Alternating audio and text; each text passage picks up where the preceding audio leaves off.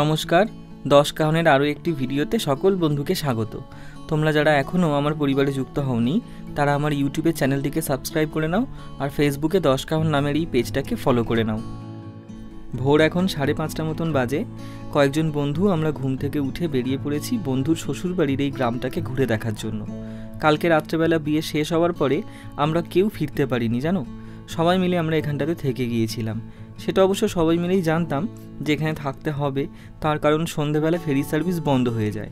আর ferry service বন্ধ হয়ে গেলে যদি আমরা না নদী পেরোতে পারি তাহলে তো ওপারে যাওয়ার কোনো অবকাশই রইল না। তো সেই জন্যই এখানে থেকে যাওয়া, বিয়ে বাড়িতে এসে থেকে যাওয়া, তারপরে পরের দিন সকালবেলাতে বাড়ি ফেরা, এই রকম অভিজ্ঞতা আমার আগে কখনো হয়নি। তোমাদের যদি কারোর এরকম অভিজ্ঞতা হয়ে থাকে তাহলে কমেন্টে আমাকে জানিও। বন্ধুর শ্বশুরবাড়ির লোকজন আমাদের আপ্যায়নে কোনো ত্রুটি রাখেনি। যাওয়ার পর থেকেই এটা সেটা খাওয়া দাওয়া, কার কী লাগবে, কোনো অসুবিধা হচ্ছে কিনা, সমস্ত দিক একদম সুন্দরভাবে খেয়াল রেখেছেন। এবং রাত্রেবেলা সবথেকে বড় বিষয় হচ্ছে এই এতজন মানুষকে থাকার জন্য এইরকম শীতকালে ওনারা দারুণ সুন্দর ব্যবস্থা করে দিয়েছিলেন। তো প্রত্যেকের জন্য একটা করে বালিশ, দুটো করে কম্বল, একটা নিচে পাতার জন্য, একটা গায়ে দেওয়ার জন্য, এবং তার সাথে বিশাল বড় বড় লম্বা লম্বা মশারি, যাতে মশা না কামড়ায়। তো ওনারা খুব সুন্দর ব্যবস্থা করে দিয়েছিলেন যাতে আমরা খুব আরামে একটু রাতটা কাটাতে পারি, আর হয়েছেও তাই।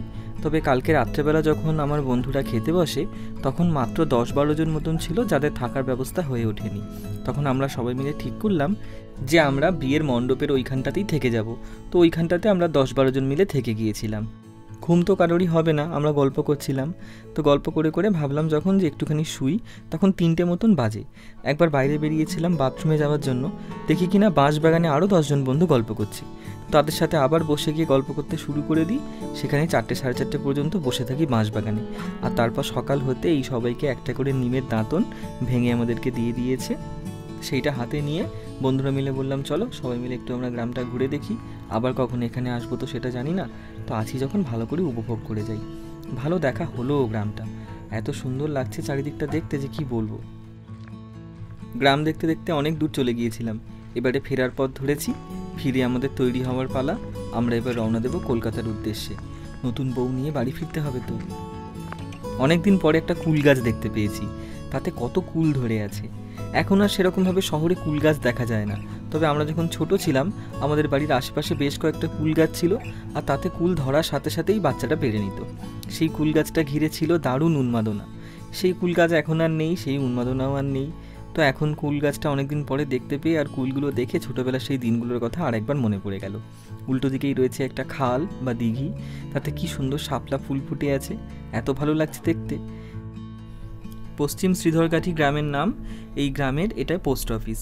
তোমরা কেউ এরকম পোস্ট অফিস যদি দেখে থাকো আমাকে জানিও। আমি কিন্তু এর আগে এরকম মাটির পোস্ট অফিস দেখিনি। দারুণ লাগছে কিন্তু দেখতে। আরও ভালো লেগেছে যারা রাত্রেবেলা এর মধ্যে থেকে গিয়েছিল। আমাদের বরযাত্রীদের 10-12 জন এখানে রাত্রে থাকার ব্যবস্থা করা হয়েছিল তাদের জন্য।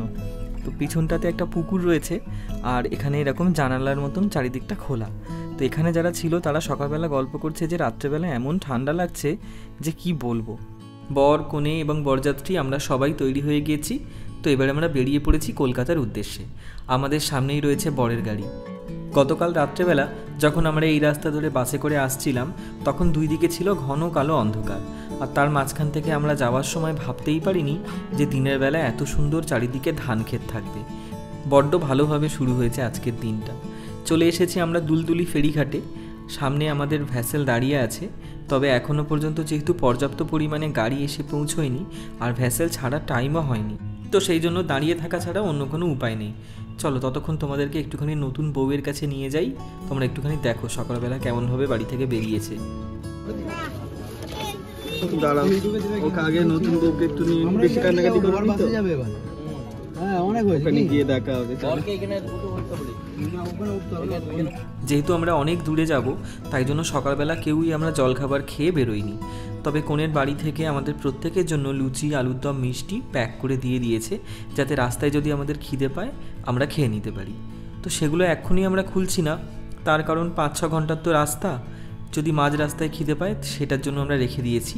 এখন ঠিক নদীর এপারেই চায়ের একটা দোকান ছিল, সেই দোকান থেকে একটুখানি চা বিস্কিট আপাতত আমরা সবাই খেয়ে নিয়েছি। এইটা আমাদের ভ্যাসেল দূরে দাঁড়িয়ে আছে, তবে টাইম হয়নি বলে মাঝখানটাতে দড়ি দিয়ে বাঁধা আছে। যেহেতু এখনও অনেক গাড়ি আসা বাকি আছে, শুধু একটা বাস তো পার করতে পারে না। আর যে ঘাটটাতে আমরা যাব ওই দেখতে পাচ্ছ তোমরা দূরে, ওই ঘাটটাতে আমরা যাব। খুব একটা বেশি দূর নয়, এপার ওপার দেখাই যায়। তবে যেহেতু জলপথ সেই জন্যই ভ্যাসেলের জন্য নির্ভর করতে হয়। গতকাল রাত্রেবেলা অন্ধকার হয়ে গিয়েছিল বলে ভ্যাসেলটা তোমাদেরকে ভালোভাবে দেখাতে পারিনি। তবে আজ সকালে যখন সময় আছে এবং খালিও আছে তখন ভ্যাসেলটা তোমাদেরকে ভালো করে দেখাই। এই যেটা দেখতে পাচ্ছ কিছুটা আমাদের দ্বিতীয় হুগলি সেতুর মতন তার দিয়ে 4টে খুঁটি দিয়ে পোতা আছে। এটাই হচ্ছে মালবাহী ভ্যাসেল, এর মধ্যে করে বহু গাড়ি পারাপার হয়। আর ঠিক বাঁদিকটাতে দেখতে পাচ্ছ তোমরা যে আরও একটা ঘাট আছে, সেই ঘাটটাতে মানুষজন পারাপার হয়। দুটো ঘাট আলাদা, ওই ঘাট থেকে গাড়ি পারাপার হবে না, আর এই ঘাট থেকে মানুষ শুধু পারাপার হবে না। তবে গাড়ির মধ্যে মানুষ পারাপার হতে পারে। দেখতে কি সুন্দর ভালো লাগছে বলো। আর একটা জিনিস তোমাদের সাথে শেয়ার করি চলো। এই যে লঞ্চটা দেখতে পাচ্ছ, এই লঞ্চটা কিন্তু একটু অন্যরকম। এটাতে যাত্রী পরিবহন হয় না, এটা জাতীয় সরকারের জাতীয় ভ্রাম্যমাণ মেডিকেল ইউনিটের একটা লঞ্চ। এর মধ্যে একটা বিশাল বড় মেডিকেল টিম থাকে, যারা নদী সমুদ্রের মধ্যে বিপদ হলে সত্বর আপনার কাছে পৌঁছে গিয়ে মেডিকেল সাহায্য দেবে। কত কিছু আছে জানার, কতটুকুই আমরা জানি। যতটুকু জানতে পারছি আমার নিজেরও অভিজ্ঞতা হচ্ছে, আর তোমাদের সাথে শেয়ার করে অভিজ্ঞতাগুলো ভাগও করে নিচ্ছি। মাসি এবার বড়টার ব্যাপারে কিছু ভাবলে? আমি তো ভেবে রেখেই দিয়েছি। ভাবনাটাকে একটু এবার বড়টার মাথাতে দাও, পরিচয় দাও।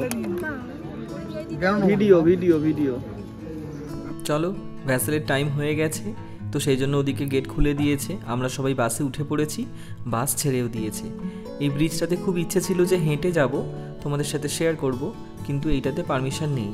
এই ব্রিজটা দিয়ে পার হতে গেলে তোমাকে গাড়ির মধ্যে করেই পার হতে হবে।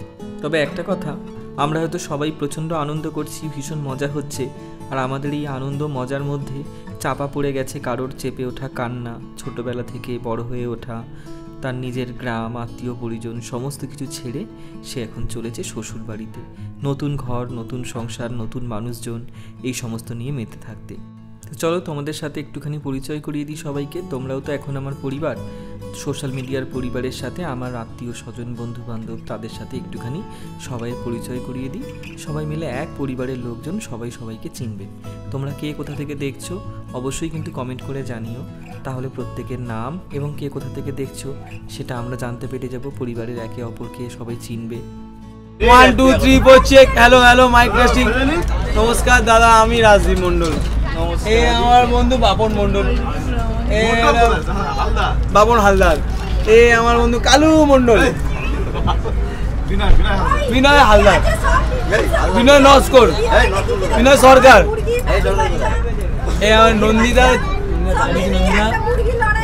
নন্দিদা টাইটেল নন্দিদা, হ্যাঁ ঠিক আছে, নন্দিদা, ঠিক আছে। এই হচ্ছে আমার হচ্ছে সর্বজনীন সাহিত্য সম্পন্ন সুন্দর একটি সমুদ্রিক নাম শুক্লা সৃজনী। এই হচ্ছে আনন্দর মাসির মেয়ে, মাসির মেয়ে সৃজনী। আর সৃজনীর পাশে রিয়া। নমস্কার করো। না হায়াম করে। আমরা গেছিলাম সুদীপের বরবাদি দেখতে।